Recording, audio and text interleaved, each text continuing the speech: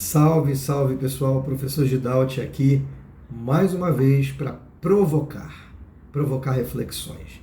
Não tenho o intuito de trazer respostas, eu acho muito soberbo pessoas que querem trazer respostas para tudo.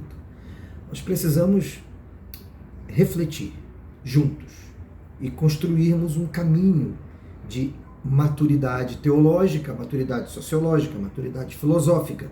É um desenvolvimento gradual, passo a passo. E hoje eu trago uma provocação. As coisas velhas passaram, eis que tudo se fez consumo. Sim, é uma crítica que eu fiz ao consumismo e o impacto dessa cultura do consumo na vida, na espiritualidade, na maneira como nós construímos as nossas relações, a relação com o transcendente, com Deus, a relação com o próximo, a relação consigo mesmo e também a relação com a criação, com o mundo criado. Essa relação pode estar hoje comprometida por uma tendência da cultura contemporânea que impacta você, que impacta a mim, a comunidade de fé. Todos nós sofremos impacto da cultura, isso é inegável.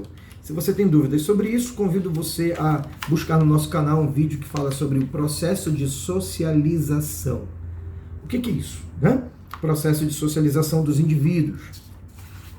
E aí eu trago aqui esse texto, olha aí, as coisas velhas se passaram, eis que tudo se fez consumo, que foi publicado no ano de 2016, num livro muito legal.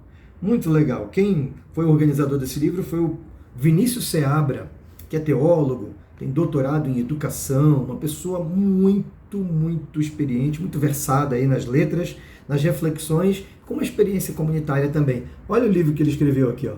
Teologia de Pé de Piqui. Que bacana! Reflexões bíblicas contextualizadas ao Cerrado. São vários teólogos, eu estou dentre eles, que discutem a fé no contexto do Centro-Oeste, do Cerrado brasileiro, com todas as dinâmicas próprias que são enfrentadas aqui. Eu abordo o tema do consumismo e começo a falar sobre o chapéu do meu avô. É verdade, né? O chapéu do meu avô. Eu gostaria até de ler uma parte para vocês aqui. Olha o que diz. O chapéu do vovô. Estava no salão para cuidar dos cabelos que ainda me restam. Pouquíssimos, nem restam mais. Quando a cabeleireira Celeste indagou-me se poderia iniciar seu trabalho.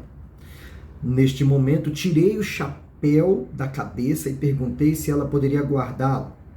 Pedi que fosse cuidadosa, pois não se tratava de qualquer chapéu, mas do chapéu de vovô. Mais especificamente, do meu avô José Laurindo da Silva, que havia falecido. Objeto aquele que trazia consigo, objeto, muitas memórias. Celeste também recordou de 2 utensílios da família dela, um prato e uma colher, usados por sua mãe para dar-lhe papinha quando ainda era criança. Quando Celeste se tornou mãe, pôde usar o mesmo prato e a mesma colher para alimentar sua filha. Agora, a neta, já crescida, filha de Celeste, pariu um menino. A colher se perdeu, mas o prato ainda está de posse da família e será usado para dar papinha ao bisneto. 3 gerações de mães usaram o mesmo objeto para alimentar seus bebês. Olha só que coisa interessante. O prato da papinha e o chapéu do vovô não são meros objetos.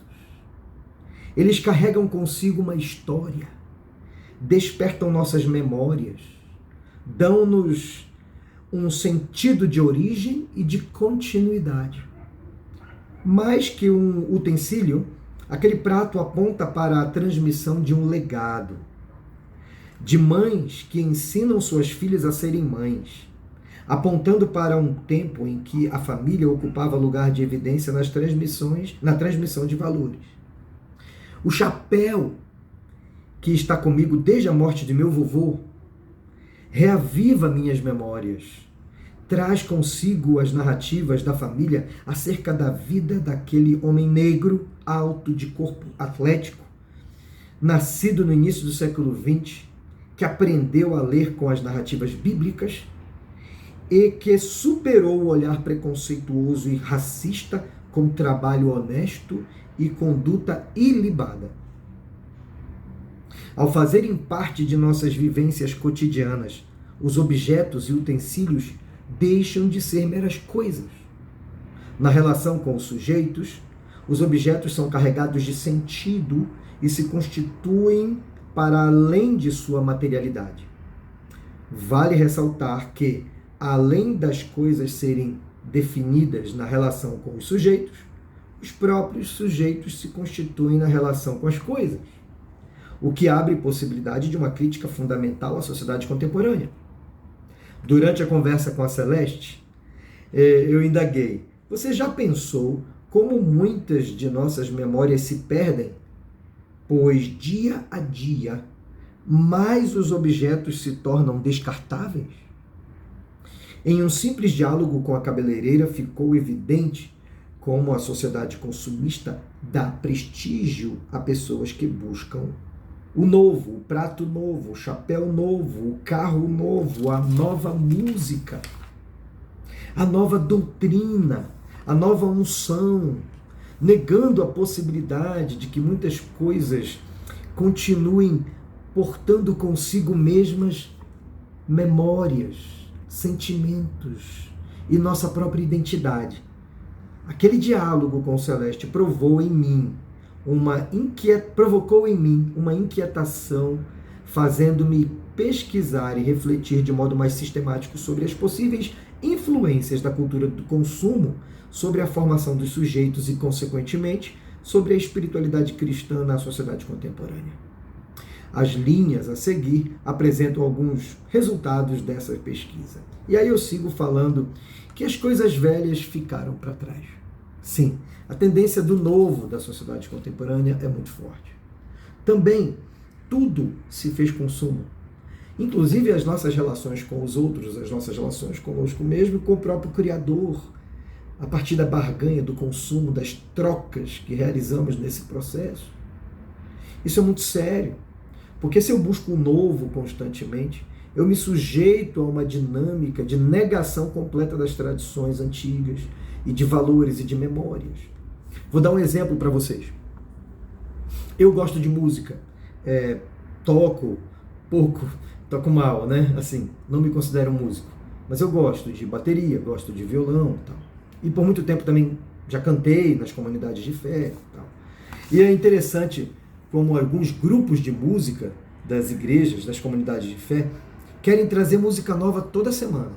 Não, a gente tem que acompanhar, trazer música nova para tocar. O grupo tal gravou um CD, fulano de tal gravou uma música, e eles olham para as músicas mais antigas e falam: fica tocando velharia o tempo todo, estou cansado disso. Há uma compulsão pela música nova. E parece que a música antiga não tem mais valor. Uma vez eu questionei um grupo que nós estávamos discutindo sobre isso, eu questionei: o ano passado, qual foi a música que estava tão presente na vida da comunidade? E qual foi a música que marcou as memórias da comunidade de fé no ano de 2022, por exemplo, 2021? Aquela música que, quando tocada na comunidade de fé, ela para e lembra do que aconteceu. Lembra das dificuldades enfrentadas, dos desafios da comunidade, mas também lembra das vitórias, dos sucessos. Lembra daquele momento que a comunidade de fé superou aquela dificuldade que ela estava vivendo, e aquela música ajudou a guardar aquela memória. Vamos recordar agora de salmos. O que são os salmos? São um conjunto de hinos, de músicas, de poemas que retratam a vida da comunidade, do povo de Deus, e que são entoados. Tem vários ali que foram criados para serem cantados geração após geração. Porque ao cantar e recantar aquela música, as memórias, os valores, as lutas, os dissabores e também os erros cometidos pelo povo de Deus no decorrer da história eram trazidos à tona, devolvidos à vida na comunidade, trazidos para a liturgia, para a celebração. E na celebração nós reavivamos as memórias, mas de olho no presente e prospectando o futuro, tendo esperança num futuro melhor, um futuro da intervenção, da ação de Deus. Isso é escatologia, uma doutrina da esperança do agir de Deus na nossa vida, nas sociedades humanas. Nós temos toda uma dinâmica em que o hino, a música, que é o estudo de caso, é o exemplo específico que eu estou dando agora, ela acaba impactando diretamente na identidade daquela comunidade e dos sujeitos. Se é uma identidade fluida, que não tem apegos e que a qualquer momento essa pessoa pode simplesmente se desconectar e conectar em outra comunidade de fé sem nenhum problema, ou se é uma identidade construída a partir de memórias, reforçada em memórias específicas, em músicas que tocam profundamente a comunidade de fé, os indivíduos, porque retratam outros momentos da vida e missão daquela igreja local, daquelas pessoas. Perceberam a importância? Por isso, eu vou discutindo aqui no livro, falo sobre as relações que se tornaram líquidas e o prazer tornou-se critério. Critério é a satisfação momentânea. E na busca disso, é melhor termos músicas novas que são mais intimistas, que tocam mais nos indivíduos para que eles se sintam, tenham experiências de catarse emocional na experiência religiosa, na liturgia. Isso provoca algo fantástico, as pessoas querem estar ali porque acham gostoso estar ali. Olha só, né? E aí vem as memórias e as tradições que se enfraquecem, as relações comunitárias que entram em crise, porque não há mais uma identidade.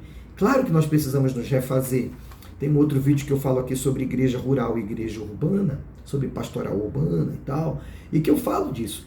Nós precisamos reformar a liturgia, nós precisamos contemplar as emoções, uma série de coisas que são realmente uma necessidade do mundo atual. Entretanto, isso não significa que eu simplesmente vá banalizar as tradições, a enologia, aquela tradição dos cânticos antigos da comunidade.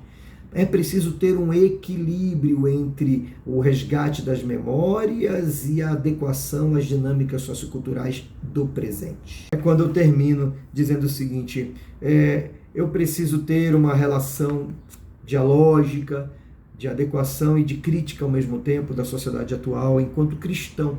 Eu não posso simplesmente beber da sociedade, eu preciso saber o que fazer a partir dos valores cristãos e tudo mais. E também saliento para a necessidade de que precisamos, ainda hoje, ainda atualmente, ter uma capacidade de resgate das memórias, dos valores, das tradições das comunidades de fé.